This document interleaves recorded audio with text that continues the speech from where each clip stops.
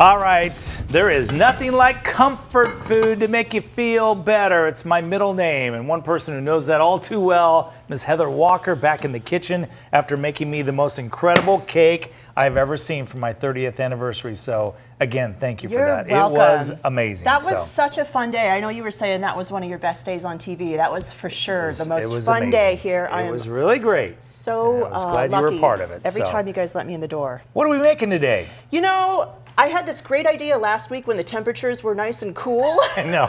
To do comfort food. Spoke too soon. I remember April saying on the air one day, we need soup for dinner. And I was like, yeah, let's do that.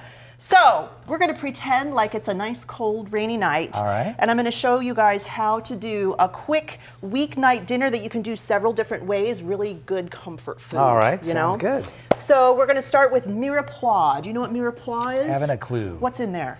Oh, some celery, some carrots, and onions. And onions, that's what a mirepoix is. That basically is? the base for every soup. Okay. So you'll start with your mirepoix, get that to sweat a little bit, put your chicken in there, season it a little bit. I always use garlic powder and onion powder, and then your stock, and then you've got a basic soup. So from there, right, we've got just your chicken soup when you're sick. Mm-hmm. We can put just some puff pastry on top of it here. And then you've got a really delicious pot pie. That's a traditional pot pie. Yes. We just thicken the stock up with some cornstarch. Okay. Put some puff pastry on top. Now, if you're feeling a little bit fancy, you can take some Blue Tube biscuits, put your base into look at that. a cast iron skillet here.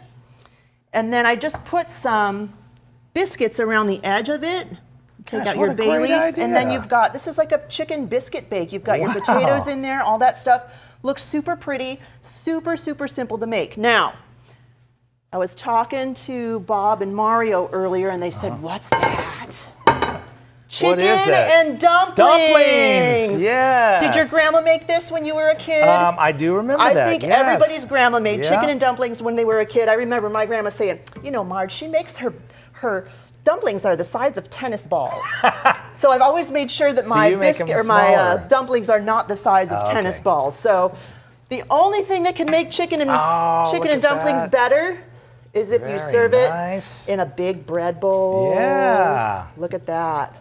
Lots and lots of dumplings. My kid wants the dumplings all the time. So easy peasy. That is. Three different ways, super easy weeknight meals. This is just, the dumplings are just Bisquick and water and just a little bit of salt and pepper. That's all you have to do for that. Do you make an awesome clam chowder? I do. You should do that next time. I love clam chowder. Scott is now putting in his requests, like lunchtime requests, like, hey, Heather, maybe we should do a clam chowder segment. So guess what I'm going to have to make next time? Clam chowder. Everything you make is absolutely the best, including your mac and cheese, which I still make to this day. So. Thank you. All right, what do we call that again? The base of it? Mirepoix. Mirepoix. It's a very fancy chef term. Okay. It's French. Javi, did you know what that was? No, but I know that the chicken and dumplings looks delicious, so save me some. Olivia, she probably knew what that was, right? I don't think I knew that either. Okay, wow, So she had one on us. We're all learning from Miss Heather Walker, the Phoenix family foodie. Thank you. She's got a lot to teach. And guaranteed she's going to do clam chowder next because you asked for it and you're her favorite.